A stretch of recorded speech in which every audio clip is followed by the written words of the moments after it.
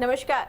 आप सभी का बहुत बहुत स्वागत है हमारे खास और आपके पसंदीदा कार्यक्रम वास्तु पे बात डॉक्टर सुमित्रा के साथ में। और हर बार की तरह आज फिर से मैं आपके साथ उपस्थित हूँ, आपकी होस्ट एंड दोस्त रश्मि मनन। दर्शकों, ये कार्यक्रम एक ऐसा कार्यक्रम जिसके माध्यम से आप ये जान पाते हैं कि वास्तु शास्त्र हमारे लिए कितना महत्वपूर्ण होता है। हमारे जीवन से जुड़ी हुई हर छोटी और बड़ी बात वास्तु से जुड़ी हुई होती है।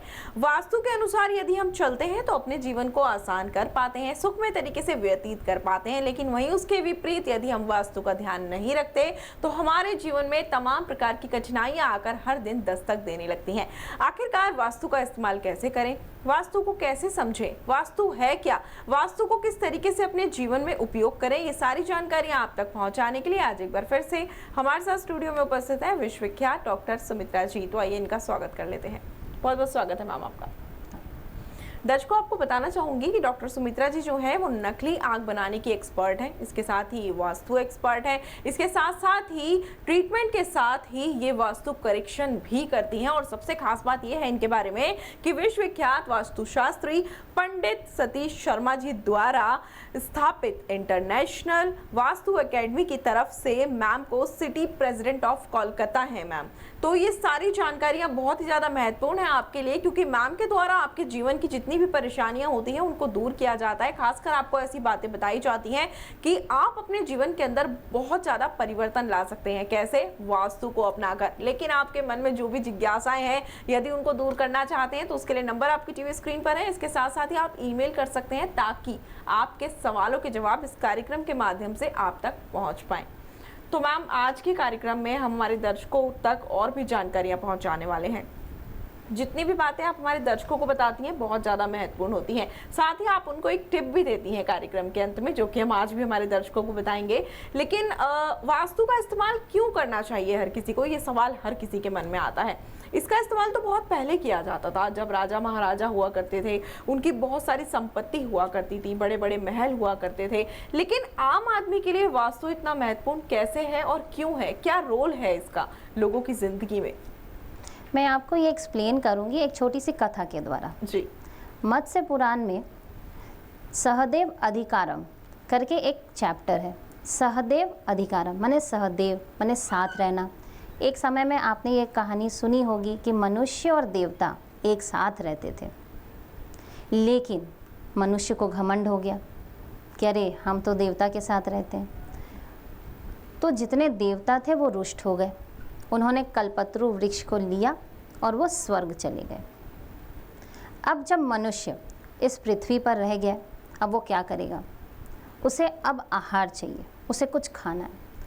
तो ये हमारे सब स्क्रिप्चर्स में ही लिखा हुआ है। उन्होंने पाकड़ वृक्ष उसको खाना चालू किया। पाकड़ वृक्ष खाने से उसके अंदर सारी भौतिक गुण आ गए। अब वो दैविक गुण उनके अंदर नहीं रहे, अब वो भौतिक गुण आ गए। मतलब अब उन्हें सब चीज़ चाहिए रहने के लिए, खाना चाहिए, पानी चाहिए, हवा चाहिए, हर चीज़ उनको चाहिए। अब वो क्या करेंगे? जो मिल रहा वो खा रहे। जब ये प्रॉब्लम उनका सॉल्व नहीं हुआ, अब वो कहाँ जाएंगे? हम जानते हैं क्रिएटर हमारे ब्रह्मा जी। चलिए ब्रह्मा जी तक पहुँच गए ये फिर से। अब ब्रह्मा जी से बोलेंगे कि हमारे खाने का कोई तो अरेंजमेंट करिए। और ये जो हम खुले आकाश में रह रहे हैं, बारिश में, गर्मी में, सर्दी में, हमारा तो शरीर इतना सफ़र कर रहा है, इतना भोग रहा है कि हमसे ये बर्दाश्त नहीं हो रहा। अब हमारे लिए कुछ करिए। जैसे ही ब्रह्मा जी के पास हम कोई जाते हैं, शरण लेते हैं, तो आप जानते हैं ब्रह्मा जी को, क्योंकि वो क्रिएटर हैं, उन्होंने संसार की सृष्टि की है, तो उन्हें हर व्यक्ति की मदद करनी ही पड़ती है। अब ब्रह्मा जी क्या करेंगे? तो ब्रह्मा जी ने उस समय पृथ्वी पर जो पृथु राजा थे, वो सबसे पहले सर्वप्रथम सम्राट थे, उनको बुलाया। बोले पृथु, इतने जो जनता पृथ्वी पर है, जो मानव रह गए हैं, इन्हें बहुत कष्ट हो रहा है। अब क्योंकि ये पृथ्वी पर है, ये पाकड़ खा चुके हैं, इन्हें इसी भौतिक जगत में अब रहना है। अब स्वर्ग अलग हो गया, पृथ्वी अलग हो गई, और यहाँ जो जन्म ले लिया है, शरीर धारण कर लिया है, उसको यहाँ के सुख दुख और सारी भौतिक चीज़ों को भोगना पड़ेगा। हम खुद जानते हैं, वो चाहे भगवान कृष्ण हो या भगवान राम हो, उन्होंने कभी भी अवतार लिया तो आप हर देवता को देखेंगे, वो सारे भौतिक सुख और दुख पृथ्वी के भोगे हैं। उन्होंने उतने कष्ट को झेला है, वो फिर भगवान की तरह नहीं रहे, उन्होंने मनुष्य के हर चक्र को पार करना पड़ा है। ऐसा ही जब ब्रह्मा जी ने समझते हुए पृथु को समझाया तो बोला कि जितने भी लोग पृथ्वी पर हैं, इन सब के लिए तुम घर निर्माण करो, इनके खाने पानी रहने हर चीज़ की व्यवस्था करो, ये कार्यभार मैं तुम्हें देता हूँ। पृथु अब चले गए, उन्होंने घर निर्माण, मकान निर्माण, कंस्ट्रक्शन का काम चालू किया। हम सब जानते, कभी भी आप किसी कंस्ट्रक्शन साइट पे जाएंगे तो आप देखेंगे कि पृथ्वी के साथ कितना अत्याचार होता है। एक भूचाल आता है धरती के ऊपर, उसके बाद एक निर्माण कार्य होता है, गड्ढे खोदे जाते हैं, नीचे बड़े बड़े कॉलम लगाए जाते हैं, सब चीज़ किए जाते हैं। पृथ्वी हमारी माँ है, पृथ्वी को भी कष्ट होता है। अब पृथ्वी ने गाय का रूप लिया और ब्रह्मा जी के पास गई, रोने लगी। उन्होंने कहा मुझे बहुत कष्ट हो रहा है, मुझे बहुत व्यथा हो रही है, दर्द हो रहा है मुझे, पृथु मेरे साथ अन्याय कर रहे हैं। ये बात सुनकर ब्रह्मा जी चिंतित हुए। उन्होंने पृथु को बुलाया और अपने मानस पुत्र विश्वकर्मा को बुलाया। बोले विश्वकर्मा, आज से सृष्टि में कोई भी निर्माण कार्य होगा तो तुम उसको देखोगे, तुम उसके लिए नियम बनाओगे। तुमको राज भय की चिंता नहीं होनी चाहिए कि पृथु क्या बोलेंगे। वो राजा हैं, वो सम्राट है, पर उनकी बात आपको नहीं सुननी है। आप राज भय से निश्चिंत हो जाइए। आप उनको बताइए कि कैसे निर्माण करना है, कैसे पृथ्वी की रक्षा हो और निर्माण भी हो जाए, पृथ्वी को भी कष्ट ना मिले और मनुष्य को भी रहने के लिए एक वास स्थान मिल जाए। और पृथु को बोला कि तुम विश्वकर्मा के कार्य में नहीं टांग अड़ाओगे, जो विश्वकर्मा बोलेंगे इनसे परमिशन लिए बिना तुम कोई निर्माण कार्य नहीं करोगे। तो ब्रह्मा जी ने पृथु और विश्वकर्मा के बीच में एक टाई अप बनाया। यहीं से ये क्रेडिट डेबिट वाला सिस्टम स्टार्ट हुआ। तो इन दोनों के बीच में आपस में बॉन्डिंग हुई कि अब जो भी निर्माण कार्य होगा वो वास्तु सम्मत प्रिंसिपल्स के द्वारा ही होगा। तो अब हमें ये जो आपका प्रश्न है उस पे आती हूँ कि हम मनुष्य, हमारा छोटा घर है और एक राजा, उसका बड़ा घर है, उसका महल है, उसके पास अट्टिकालिकाएं हैं, तो वो एक वास्तु कंस्ट्रक्शन करेगा और हम नहीं करेंगे, ऐसा है? आप बताएं। ऐसा एक्चुअली में नहीं है। हर व्यक्ति, चाहे उसका घर कितना भी छोटा हो, चाहे उसका घर कितना भी बड़ा हो, अगर वो इस धरती पर है, इस भूलोक पर है, इन भौतिक सुखों और दुखों को भोग रहा है, तो उससे वास्तु तो करना ही पड़ेगा। क्योंकि अगर वो ये नहीं करेंगे तो वो, हम बोलते हैं अहम ब्रह्मास्मि, मैं ही ब्रह्म हूँ और ब्रह्म ही मुझ में है। जैसे एक यूनिवर्स है वैसे हमारा शरीर भी एक यूनिवर्स है। असंख्य जीव जंतु हमारे शरीर के अंदर में भी है, जैसे कि ब्रह्मांड में। तो हम जब तक उसके साथ एक तालमेल नहीं बनाएंगे तब तक हम तो सुखी हो ही नहीं सकते। बिल्कुल सही बात है। कहीं ना कहीं इन सब चीज़ों को लोगों को समझना चाहिए। और जैसे कि आपने ये स्टोरी बताई है, यदि ये स्टोरी सभी को पता होती तो लोगों को ये समझाने की ज़रूरत ही नहीं होती कि वास्तु कितना ज़रूरी है। हर व्यक्ति खुद आगे आता, खुद वास्तु के अनुसार अपने घर को तैयार करता और सुखमय तरीके से अपने जीवन को व्यतीत करता। हालांकि ये देखने के लिए मिलता है कि आजकल लोगों की ज़िंदगी में दुख कुछ कम नहीं है। लोग डिप्रेशन में चले जाते हैं, काम बनते बनते बिगड़ जाता है, घर का माहौल अशांत हो जाता है, नेगेटिव एनर्जीज आ जाती हैं। उनको पॉजिटिव एनर्जीज में कैसे कन्वर्ट किया जाए वास्तु के हिसाब से, ये आप बहुत अच्छे तरीके से बता रही हैं। तो ढेरों जानकारियां जरूर प्राप्त करेंगे। फिलहाल समय हो चला एक छोटे से ब्रेक का, तो हमें यहाँ रुकना होगा। क्या आपकी फैक्ट्री नहीं चल रही है या फिर व्यापार में हो रहा है निरंतर घाटा? आप कर्ज में डूबते जा रहे हैं या किसी बीमारी से हैं परेशान? क्या आप संतान सुख से हैं दूर या फिर दाम्पत्य जीवन में है परेशानी कामबार? तो बिल्कुल भी ना हो निराश, मिलिए डॉक्टर सुमित्रा जी से। तो अभी संपर्क करें इन नंबरों पर। नंबर हैं 6291681445, 6290217943। अगर आप डॉक्टर सुमित्रा जी से सोशल मीडिया जैसे यूट्यूब, फेसबुक, इंस्टाग्राम और ट्विटर से जुड़ना चाहते हैं तो अभी सब्सक्राइब और फॉलो करें @वास्तु सुमित्रा। वास्तु द्वारा अपनी समस्याओं का समाधान करवाएं। अपॉइंटमेंट के लिए ईमेल या व्हाट्सएप करें। ईमेल है info@internationalvastuacademy.com। व्हाट्सएप नंबर है 6291681445 6290217943। ब्रेक के बाद एक बार फिर से आप सभी का बहुत बहुत स्वागत है आपके पसंदीदा कार्यक्रम में। और इसी के साथ दर्शकों, अगर आपकी भी कोई समस्या है, परेशानी है, तो नंबर्स आपकी टीवी स्क्रीन पर है, ईमेल आपकी टीवी स्क्रीन पर है, आप मेल कर सकते हैं। कोई भी सवाल हो, आप निश्चिंत होकर जरूर वह सवाल भेजें ताकि कार्यक्रम के माध्यम से आपको आपके सवालों के जवाब जरूर प्राप्त हो सके। सारी डिटेल्स आपकी टीवी स्क्रीन पर है और कार्यक्रम के अंत में आपको बताएंगे वास्तु का एक महत्वपूर्ण टिप जो कि आपके लिए बेहद जरूरी है। इसके साथ ही आपने ब्रेक पर जाने से पहले बहुत सारी जानकारियां प्राप्त की हैं। चलिए कार्यक्रम को आगे बढ़ाते हैं और आप तक और भी जानकारियां पहुंचाते हैं। तो मैम, ब्रेक पर जाने से पहले आपने एक बहुत अच्छी कथा हमारे दर्शकों को सुनाई ताकि उनको ये पता चले कि वास्तु कितना इंपॉर्टेंट है, उसका रोल क्या है लोगों की लाइफ में। इसके साथ ही आजकल के जो लोग हैं वो 2 रूम 3 रूम बेडरूम में रहते हैं, ठीक है, ऐसे फ्लैट्स में रहते हैं, अपार्टमेंट्स में रहते हैं। तो उनके लिए वास्तु किस तरीके से महत्वपूर्ण है, हम आपसे जानना चाहेंगे। क्योंकि ज़्यादातर लोग जो होते हैं वो वास्तु को नहीं समझते, लोगों के पास अपने निजी घर नहीं है, तो उनके लिए क्यों ज़रूरी है, उनको किस तरीके से देखना चाहिए वास्तु को? बहुत अच्छा सवाल है आपका। मैं एक बात बताना चाहती हूँ आप सबको। जैसा कि हमने पिछले कथाओं में आपको भी एक्सप्लेन किया कि जैसे ही हमने मानव रूप धारण किया तो हमें इसी पृथ्वी पर रहना है। तो यहाँ पर गुरुत्वाकर्षण भी है, यहाँ इलेक्ट्रोमैग्नेटिक फील्ड्स भी हैं, यहाँ सोलर एनर्जी भी है। तो नेचुरल जितनी भी चीज़ें हैं वो, चाहे सूरज की किरणें, आप मुझे एक बात सोच के बताइए, आप चाहे 1 मंजिले के घर में रहे चाहे 10 मंजिले के, अभी 32 मंजिले के भी घर हैं, 65 मंजिले के भी, क्या गुरुत्वाकर्षण हम पे काम नहीं कर रहा? क्या इलेक्ट्रोमैग्नेटिक फील्ड हमारे पे नहीं काम कर रही? क्या हमारे ऊपर सोलर सिस्टम या सोलर एनर्जी का हमारे पर असर नहीं है? अगर इन सब का असर हमारे ऊपर है तो वास्तु का भी असर हमारे ऊपर है, क्योंकि वास्तु इनसे भिन्न नहीं है, इन सब का समीकरण है, इस सारी एनर्जी का समीकरण है।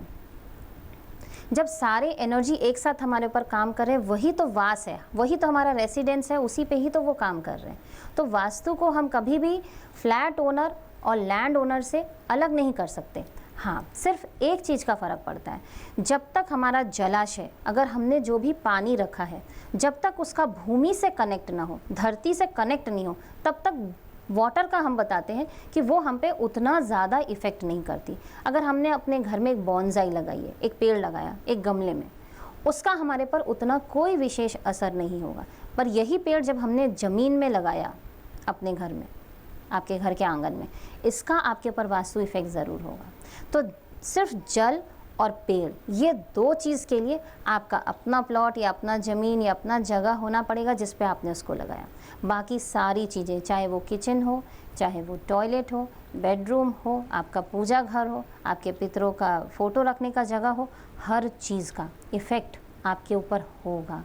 चाहे वो आपकी खरीदी हुई घर हो, फ्लैट हो, अपार्टमेंट हो, या वो रेंटेड घर हो, तो भी उसका असर आपके ऊपर होगा।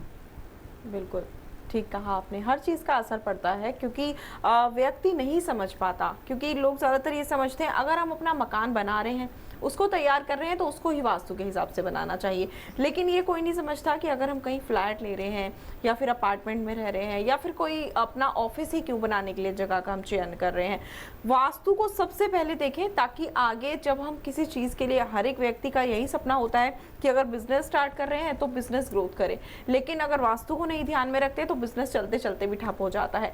ज्योतिषाचार्यों के पास चले जाते हैं, कुंडली में दोष समझने लगते हैं, लेकिन वास्तु के ऊपर कोई ध्यान नहीं देता। लेकिन आपने बताया कि वास्तु बहुत ज़्यादा महत्वपूर्ण होता है। मैम, वास्तु कराना कितना ज़रूरी है और ज़रूरी क्यों है? क्योंकि आप विजिट भी करती होंगी काफ़ी लोगों के यहाँ, काफ़ी लोग आपके पास आते भी होंगे, तो आपसे ज़्यादा अच्छा कोई नहीं समझा सकता हमारे दर्शकों को, तो क्यों ज़रूरी है वास्तु करवाना? चलिए इसको एक उदाहरण से बताती हूँ। सपोज कर लीजिए कोई एक व्यक्ति है, उसकी कार्य करने की क्षमता 60% है, ठीक है, वो कर सकता है 100%, लेकिन वो अभी 60 पर ही है। वास्तु में हम इसी पर काम करते हैं कि कैसे उसकी कैपेसिटी को बढ़ा के हम 100% ले जाएं, कैसे एनर्जी, कैसे हम ऊर्जा, कैसे हम पृथ्वी से कनेक्ट हो, कैसे हम हमारे कॉस्मोस से कनेक्ट हो, कैसे हम पंच तत्वों से कनेक्ट हो और कैसे हम 60 से 100 पे जाएं। आप एक छोटा सा उदाहरण समझिए, एक रेस होता है, एक दौड़ होती है जिसमें लोग दौड़ते हैं। आप देखिएगा आखिरी के कुछ पलों में कोई एक व्यक्ति ऐसा होता है जो अपने जीवन भर की सारी ऊर्जा को लगा देता है और पूरी ऊर्जा लगाकर पूरे दम से वो दौड़कर अंत लाइन तक पहुंच जाता है। सारे मेडल, सारे अवार्ड, सारे नाम, सारे शोहरत उसी को मिलती है, बाकी को नहीं मिलती। आपको जानकर ताज्जुब होगा, उसमें और सेकंड आने वाले के बीच में सिर्फ 5% का फ़र्क है। अगर आप 60 पर हैं तो आपके लिए EMI पे करना बहुत डिफ़िकल्ट है।